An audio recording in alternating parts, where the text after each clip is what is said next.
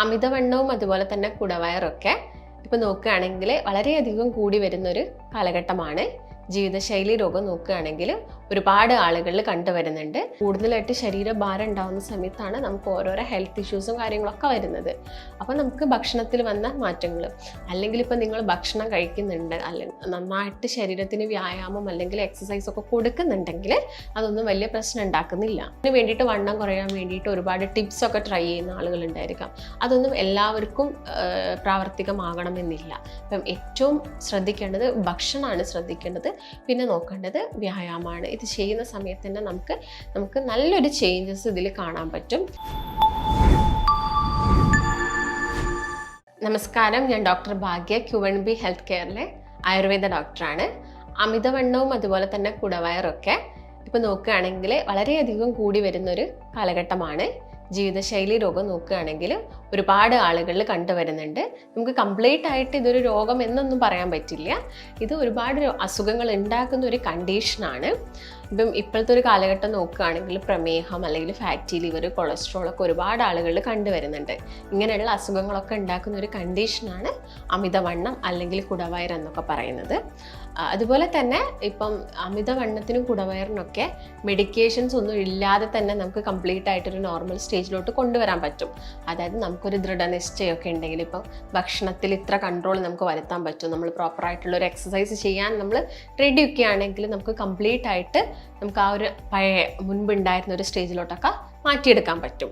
പക്ഷെ ഒട്ടുമിക്ക ആളുകളും പറയുന്നുണ്ട്, ഡോക്ടറെ ഞാൻ പച്ചവെള്ളം മാത്രമേ കുടിക്കുന്നുള്ളൂ, ഭക്ഷണത്തിലൊക്കെ ഒരുപാട് കൺട്രോൾ ഉണ്ട്, പക്ഷെ അവരൊന്നും മെലിയുന്നില്ല എന്നൊരു വാസ്തവം അവർ പറയാറുണ്ട്. ഇതിൻ്റെ ഒരു മെയിൻ റീസൺ ചിലപ്പം അവർ കഴിക്കുന്ന ഭക്ഷണം കൊണ്ടൊന്നും ആയിരിക്കില്ല. ചിലപ്പം വേറെ എന്തെങ്കിലും അസുഖങ്ങളുള്ള ആളുകളാണെങ്കിൽ, ചിലപ്പോൾ അവർ ഒരുപാട് കാലം മെഡിക്കേഷൻസ് എടുക്കുന്നുണ്ടെങ്കിൽ അതിൻ്റെയൊക്കെ ഭാഗമായിട്ടും എന്ത് വരാം, അമിതവണ്ണം വരാനുള്ള ചാൻസസ് കൂടുതലാണ്. എങ്ങനെയാണ് നമുക്ക് മനസ്സിലാക്കാൻ പറ്റുക നമുക്ക് ഓവർ വെയ്റ്റ് ആണ്, അല്ലെങ്കിൽ നമുക്ക് അണ്ടർ വെയ്റ്റ് ആണ്, അല്ലെങ്കിൽ നമുക്ക് കുടവയർ, അല്ലെങ്കിൽ നമ്മൾ പറയും അമിതവണ്ണാണ് എന്നൊക്കെ പറയുന്ന ഒരു കണ്ടീഷൻ എങ്ങനെയാണ്? BMIയുടെ അടിസ്ഥാനത്തിലാണ്. BMI എന്ന് പറയുന്നത് ബോഡി മാസ് ഇൻഡെക്സ്. അതെങ്ങനെയാണ് നമ്മൾ കാൽക്കുലേറ്റ് ചെയ്യുന്നത്? Weight in kilogram divided by height in metre square ആണ്. അപ്പം ഇതിൻ്റെ ഒരു നോർമൽ റേഞ്ച് എന്ന് പറയുന്നത് 18നും 24നും ഇടയ്ക്കാണ്. ഇത് അബൌട്ട് 24 ആണെങ്കിൽ നമ്മൾ ഓവർ വെയ്റ്റ് ആണെന്നാണ് പറയുന്നത്. ഇത് നമുക്ക് പെട്ടെന്ന് മനസ്സിലാക്കാൻ വേണ്ടിയിട്ട് നിങ്ങളുടെ ഹൈറ്റ് എത്രയാണെന്ന് നോക്കുക, അതിൽ നിന്നൊരു 100 മൈനസ് ചെയ്യുക. ഇതായിരിക്കും നിങ്ങളുടെ ഒരു ഐഡിയൽ വെയ്റ്റ് ഉണ്ടാവേണ്ടത്. അപ്പം നിങ്ങൾക്കൊരിപ്പം 170 സെൻറ്റിമീറ്റർ ആണ് ഹൈറ്റ് എങ്കിൽ നിങ്ങളൊരു 100 കുറയ്ക്കുന്ന സമയത്ത് 70 ആയിരിക്കണം നിങ്ങൾക്ക് ഉണ്ടാവേണ്ട വെയിറ്റ്. അത് നിങ്ങൾക്ക് മാക്സിമം 72 വരെ പോവാം. അതിൻ്റെ മുകളിലോട്ട് കയറുന്ന സമയത്ത് നമ്മൾ പറയുന്നത് അമിത ഭാരമാവുന്നുണ്ട് എന്നുള്ളൊരു കാര്യമാണ്. അപ്പോൾ ഞാൻ നേരത്തെ പറഞ്ഞ കാരണങ്ങൾ നോക്കുകയാണെങ്കിൽ ആദ്യം തന്നെ പറഞ്ഞു നമ്മുടെ ഡയറ്റിൽ വരുന്ന മാറ്റങ്ങളാണ്. നമ്മളിപ്പം ഈ ഒരു കാലഘട്ടത്തിൽ ഒരുപാടായിട്ട് ഡിപ്പെൻഡ് ചെയ്യുന്നത് ഒരു ഫാസ്റ്റ് ഫുഡ് അല്ലെങ്കിൽ ഒരു ഹോട്ടൽ ഫുഡിനൊക്കെയാണ്.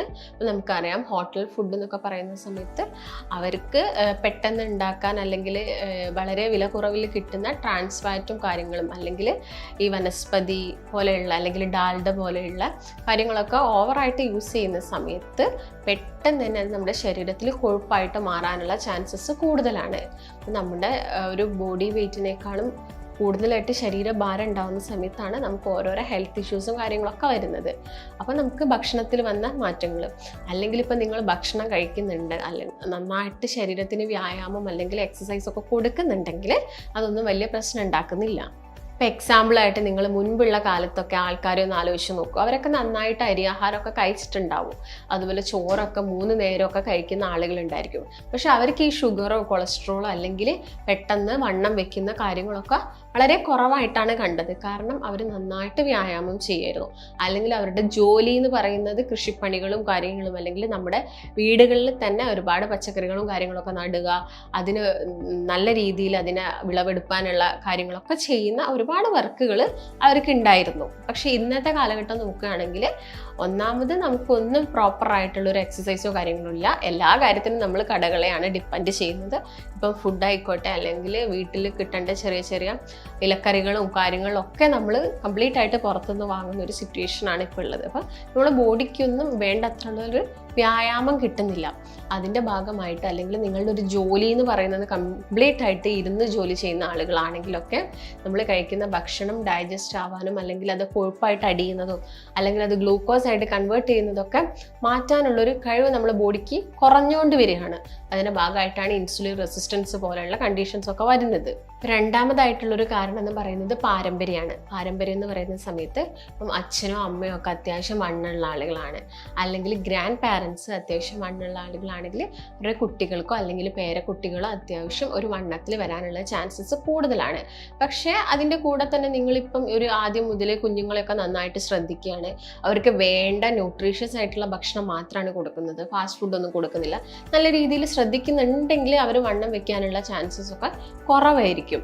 അപ്പം ഇത് നിങ്ങൾ മനസ്സിലാക്കേണ്ട, പാരമ്പര്യം ഒരു കാരണമാണ്, പക്ഷെ അത് നമുക്ക് നോർമൽ ചെയ്ത് കൊണ്ടുപോകാൻ പറ്റുന്നതേ ഉള്ളൂ.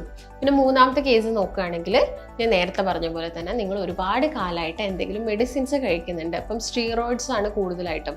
സ്റ്റീറോയിഡ്സ് കൂടുതൽ കഴിക്കുന്നുണ്ടെങ്കിൽ ഇപ്പം വലിയ ആളുകളൊക്കെ കേസ് നോക്കുകയാണെങ്കിൽ വണ്ണം വെക്കാനുള്ള ചാൻസസ് കൂടുതലാണ്. മറ്റൊരു കാരണം എന്ന് പറയുന്നത് ഇപ്പം ഗേൾസിനൊക്കെ പെൺകുട്ടികളൊക്കെ എടുത്ത് നോക്കുകയാണെങ്കിൽ ഇപ്പം PCOD എന്ന് പറയുന്നത് പോളിസിസ്റ്റിക് ഒവാരിയൻ ഡിസീസ് ആണ്. ഇത് മൂലവും പെൺകുട്ടികളിൽ പെട്ടെന്ന് വണ്ണം വെക്കാനുള്ള ചാൻസസ് കൂടുതലാണ്. അല്ലെങ്കിൽ നമുക്ക് പറയാം വണ്ണമുള്ള കുട്ടികളിലും ഈ PCOD വരാനുള്ള ചാൻസസും കൂടുതലാണ്. ഇതിൻ്റെ ഭാഗമായിട്ട് ഒരുപാട് ഹോർമോണൽ ചേഞ്ചസ് നടക്കുന്ന ഒരു കണ്ടീഷനാണ് PCOD എന്ന് പറയുന്നത്. പിന്നുള്ളത് തൈറോയിഡാണ്. തൈറോയിഡിൻ്റെ ഡിസ്ഫങ്ഷൻ മെയിനായിട്ട് പറയുന്നത് ഹൈപ്പോതൈറോയിഡിസം ആണ്. ഹൈപ്പോതൈറോയിഡിസത്തിൽ നമുക്കറിയാം TSH ഹോർമോൺസ് കൂടുതലായിരിക്കും, അതുപോലെ തന്നെ T3 T4 ഹോർമോൺസ് ഒക്കെ കുറവായിരിക്കും. ഇതിൻ്റെ ഭാഗമായിട്ടും പെട്ടെന്ന് തടി വയ്ക്കാനും മെൻസ്ട്രൽ ഇറഗുലാരിറ്റീസ് കാണിക്കാനൊക്കെ ചാൻസസ് കൂടുതലാണ്. പിന്നുള്ളൊരു കേസ് നോക്കുകയാണെങ്കിൽ ഉറക്കമില്ലായ്മയാണ്. നിങ്ങൾ പ്രോപ്പറായിട്ട് ഉറങ്ങുന്നില്ല, അല്ലെങ്കിൽ നിങ്ങൾ ഒരുപാട് ലേറ്റ് ആയിട്ട് പകൽ സമയത്ത് കൂടുതൽ സമയം കിടന്നുറങ്ങുക, ഭക്ഷണം കഴിച്ചിട്ട് രാത്രി ഉറങ്ങുന്നില്ല, ഇങ്ങനെയുള്ളൊരു റിതം നമ്മുടെ ബോഡിക്ക് ഇങ്ങനെയുള്ളൊരു സർക്കാഡിയൻ റിതം കംപ്ലീറ്റ് ആയിട്ട് പോകുന്നില്ലെങ്കിലും പെട്ടെന്ന് വണ്ണം വെക്കാനുള്ള ചാൻസസ് കൂടുതലാണ്. പിന്നെ പ്രഗ്നൻസിയുടെ കേസ് നോക്കുകയാണെങ്കിൽ നമുക്ക് എന്താണെങ്കിലും അവിടെ അത് നോർമൽ ആയിട്ടുള്ളൊരു കാര്യമാണ്. അത് കഴിഞ്ഞിട്ട് നമ്മൾ ശ്രദ്ധിക്കുകയാണെങ്കിൽ കുഞ്ഞിൻ്റെ പാലുകുടി കാര്യങ്ങളെല്ലാം കഴിഞ്ഞിട്ട് നമ്മൾ ശ്രദ്ധിക്കുകയാണെങ്കിൽ നമുക്കും ആ ഒരു വെയിറ്റ് പെട്ടെന്ന് റെഡ്യൂസ് ചെയ്യാൻ പറ്റുന്നതേ ഉള്ളൂ. അപ്പം ഞാൻ ഈ പറഞ്ഞ കാര്യങ്ങളൊക്കെയാണ് വണ്ണം വെക്കുന്നതിൻ്റെ ചില പ്രധാനപ്പെട്ട കാരണങ്ങൾ. അപ്പം നമ്മളിങ്ങനെ ശ്രദ്ധിക്കാതെ പോവുകയാണെങ്കിൽ, അതായത് പ്രോപ്പറായിട്ടുള്ള ഒരു കാര്യങ്ങളൊന്നും ശ്രദ്ധിക്കാതെ പോകുന്നുണ്ടെങ്കിൽ ഇതുമൂലം ഒരുപാട് അസുഖങ്ങൾ വരാനുള്ള ചാൻസസ് കൂടുതലാണ്. ഞാൻ പറഞ്ഞല്ലോ, അമിത വണ്ണം നമുക്കൊരു അസുഖമായിട്ട് കാണാൻ പറ്റില്ല, പക്ഷെ അത് ഒരുപാട് അസുഖങ്ങൾ ഉണ്ടാക്കുന്നുണ്ട്. അതിലാദ്യം തന്നെ നോക്കുകയാണെങ്കിൽ വെയിറ്റുള്ള ആളുകളിൽ അവർക്ക് നടക്കുന്ന സമയത്ത് കിതപ്പ്, അല്ലെങ്കിൽ ഓസ്റ്റിയോപോറോസിസ് പോലെയുള്ള തേയ്മാനം, മുട്ടുവേദന, സന്ധിവാതം പോലെയുള്ള കണ്ടീഷൻസ് വരാം, കൊളസ്ട്രോൾ കൂടുതലായിട്ട് വരാം, അതിൻ്റെ ഭാഗമായിട്ട് ഹാർട്ട് അറ്റാക്ക് വരാം, സ്ട്രോക്ക് വരാം, ഹൈപ്പർ ടെൻഷൻ, BP ചിലപ്പം അവർക്ക് കൂടുതലായിട്ട് കാണാം, ഷുഗർ വരാനുള്ള ചാൻസസ് കൂടുതലാണ്, ഫാറ്റി ലിവർ വരാം. ഫാറ്റി ലിവർ വന്നു കഴിഞ്ഞാൽ പിന്നീട് ഫൈബ്രോസിസും സിറോസിസും ഒക്കെ വരാനുള്ള ചാൻസസ് കൂടുതലാണ്. ഇപ്പം പെൺകുട്ടികളുടെ കേസൊക്കെ നോക്കുകയാണെങ്കിൽ PCOD ഒന്നും അവർ കാര്യമായിട്ട് അതിന് വേണ്ട ട്രീറ്റ്മെൻറ്റ്സും കാര്യങ്ങളൊന്നും എടുത്തിട്ടില്ലെങ്കിൽ പിന്നീട് ഇൻഫെർട്ടിലിറ്റി വരാം, യൂട്രസിൽ ഫൈബ്രോയിഡ് വരാം. അങ്ങനെ ഒരുപാട് ആഫ്റ്റർ എഫക്റ്റ് അമിതവണ്ണം അല്ലെങ്കിൽ കുടവയറൊക്കെ മൂലം വരുന്നുണ്ട്. ഇപ്പം ജെൻസിൻ്റെ കേസ് നോക്കുകയാണെങ്കിൽ ഉദ്ധാരണക്കുറവ്, ഇങ്ങനെയുള്ള ഒരുപാട് കണ്ടീഷൻസ് ആണ് ഇത് മൂലം ഉണ്ടാവുന്നത്. അപ്പോൾ നമ്മൾ എന്താണെങ്കിലും, ഞാൻ നേരത്തെ പറഞ്ഞല്ലോ, ഇതിന് വേണ്ടി മെഡിക്കേഷൻസ് ഒന്നും നമ്മൾ എടുക്കേണ്ടി വരില്ല. പക്ഷേ നിങ്ങൾക്ക് എന്തെങ്കിലും അസുഖം ഉണ്ടെങ്കിൽ, ഇപ്പം അമിതവണ്ണം കാരണം എന്തെങ്കിലും അസുഖം വന്നു, അല്ലെങ്കിൽ ഏതെങ്കിലും ഒരു അസുഖത്തിൻ്റെ ഭാഗമായിട്ടാണ് വെയിറ്റ് കൂടുന്നതെങ്കിൽ നമ്മൾ അതിന് വേണ്ടിയിട്ടുള്ള മെഡിക്കേഷൻസ് കഴിക്കേണ്ടി വരും. അപ്പം ഏറ്റവും ആദ്യം എന്ന് പറയുന്നത് നമ്മൾ ശ്രദ്ധിക്കേണ്ട കാര്യം ഡയറ്റാണ്. നമ്മൾ ഭക്ഷണത്തിൽ നന്നായിട്ട് ശ്രദ്ധിക്കുക. അതായത് ചിലപ്പോൾ നിങ്ങൾ ഒരാഴ്ചയൊക്കെ ഡയറ്റ് എടുക്കുന്ന ആളുകളായിരിക്കും, ഒരാഴ്ച നിങ്ങൾ കണ്ടിന്യൂസ് ആയിട്ട് എടുത്തു, പിന്നെ നിങ്ങൾക്ക് എന്തെങ്കിലും ഒരു പാർട്ടിയോ അങ്ങനെ എന്തെങ്കിലും ഉണ്ടെങ്കിൽ പെട്ടെന്ന് നിങ്ങൾ ആ ഡയറ്റൊക്കെ സ്റ്റോപ്പ് ചെയ്യും. അപ്പം എപ്പോഴും നിങ്ങളൊരു ദൃഢനിശ്ചയം ഇതിന് വേണ്ടിയിട്ട് എടുക്കുക. ഇങ്ങനെയൊന്നും ചെയ്യാൻ പറ്റാത്ത ആളുകളാണെങ്കിൽ ഒരു ട്രെയിനിങ് കോഴ്സ് പോലെ ഒരു ഡയറ്റൊക്കെ എടുക്കുന്നതൊക്കെ വളരെ നല്ലതായിരിക്കും. പ്രത്യേകിച്ച് ഇപ്പം PCOD ഉള്ള പെൺകുട്ടികളൊക്കെ ഒരുപാട്, ഒരു 100 പെൺകുട്ടികൾ എടുക്കുകയാണെങ്കിൽ അതിലൊരു 90 പെൺകുട്ടികൾക്കും ഇപ്പം PCOD ഒക്കെ ഒരുപാട് കൂടുതലായിട്ടുണ്ട്. അപ്പം ഡയറ്റിൽ കാര്യമായിട്ട് ശ്രദ്ധിക്കുക. പഞ്ചസാരയുടെ ഉപയോഗം പൂർണ്ണമായിട്ട് ഒഴിവാക്കാൻ തന്നെ ശ്രദ്ധിക്കുക. അതുപോലെ തന്നെ കാർബോഹൈഡ്രേറ്റ്, അന്നജത്തിൽ തന്നെ നോക്കുകയാണെങ്കിൽ അരി കൊണ്ടുള്ള പലഹാരങ്ങൾ, പുളിപ്പിക്കുന്ന ആഹാരങ്ങൾ, കിഴങ്ങ് വർഗ്ഗങ്ങൾ, ഇതൊക്കെയാണ് മെയിനായിട്ടും ശ്രദ്ധിക്കേണ്ട കാര്യങ്ങൾ. അല്ലാതെ ഇപ്പം നമുക്ക് കഴിക്കാൻ പെട്ടെന്ന് വണ്ണം കുറയ്ക്കാനൊക്കെ സ്റ്റീൽ കട്ട് ഓട്സോ, അല്ലെങ്കിൽ നിങ്ങൾക്ക് കുറച്ചും കൂടി നമ്മുടെ വീട്ടിൽ തന്നെ പൊടിപ്പിച്ച ഗോതമ്പാണെങ്കിൽ അത് ഉപയോഗിച്ചിട്ട് ചപ്പാത്തിയും കാര്യങ്ങളൊക്കെ കഴിച്ചിട്ട് ഒരു റെഗുലർ ആയിട്ടുള്ള ഒരു ഡയറ്റ് നിങ്ങൾ തന്നെ സ്വയം ഉണ്ടാക്കിയിട്ട് നിങ്ങൾക്ക് വണ്ണം കുറയ്ക്കാൻ പറ്റാൻ വേണ്ടി നിങ്ങൾ തന്നെ ശ്രമിക്കുന്നതാണ് ഏറ്റവും നല്ലൊരു കാര്യം. അപ്പം ഇതിൻ്റെ കൂടെ നോക്കുക. അതുപോലെ തന്നെ എക്സസൈസ് ആണ് രണ്ടാമതായിട്ട് പറയുന്നത്. വ്യായാമം ചെയ്യേണ്ടത് എന്താണെങ്കിലും ഒരു മിനിമം 45 മിനിറ്റെങ്കിലും നമ്മൾ ചെയ്യണം. ചെയ്യുന്ന സമയത്ത് അത്യാവശ്യം വിയർക്കുന്ന രീതിയിൽ തന്നെ ചെയ്യാൻ വേണ്ടിയിട്ട് നോക്കുക. അതിപ്പോൾ നിങ്ങൾക്ക് ഈ നടത്തം മാത്രം പറ്റിയില്ലെങ്കിൽ അതിപ്പോൾ സൈക്ലിംഗ് ആയിക്കോട്ടെ, അല്ലെങ്കിൽ നീന്തലായിക്കോട്ടെ, അങ്ങനെ അല്ലെങ്കിൽ ജോഗിങ് ആയിക്കോട്ടെ, എന്താണോ നിങ്ങൾക്ക് നിങ്ങൾ പ്രിഫർ ചെയ്യുന്നത് എന്താണോ അത് ചെയ്യാൻ വേണ്ടിയിട്ട് ശ്രദ്ധിക്കുക. പിന്നെ ഇതിന് വേണ്ടിയിട്ട് വണ്ണം കുറയാൻ വേണ്ടിയിട്ട് ഒരുപാട് ടിപ്സൊക്കെ ട്രൈ ചെയ്യുന്ന ആളുകളുണ്ടായിരിക്കാം. അതൊന്നും എല്ലാവർക്കും പ്രാവർത്തികമാകണമെന്നില്ല. അപ്പം ഏറ്റവും ശ്രദ്ധിക്കേണ്ടത് ഭക്ഷണമാണ് ശ്രദ്ധിക്കേണ്ടത്. പിന്നെ നോക്കേണ്ടത് വ്യായാമമാണ്. ഇത് ചെയ്യുന്ന സമയത്ത് തന്നെ നമുക്ക് നല്ലൊരു ചേഞ്ചസ് ഇതിൽ കാണാൻ പറ്റും. അപ്പോൾ നിങ്ങൾക്കിപ്പോൾ ഡയറ്റൊക്കെ എടുക്കാൻ ബുദ്ധിമുട്ടുണ്ടെങ്കിൽ നമ്മുടെ ക്ലിനിക്കിൽ ഡയറ്റീഷ്യൻസോ കാര്യങ്ങളൊക്കെ അവൈലബിൾ ആണ്. അപ്പോൾ നിങ്ങൾക്ക് എന്തെങ്കിലും ഡൗട്ടോ കാര്യങ്ങളോ ഉണ്ടെങ്കിൽ താഴെ കാണുന്ന നമ്പറുമായിട്ട് ബന്ധപ്പെടുക. നമുക്ക് നല്ലൊരു ഹെൽത്ത് വീഡിയോ ആയിട്ട് വീണ്ടും കാണാം. നന്ദി.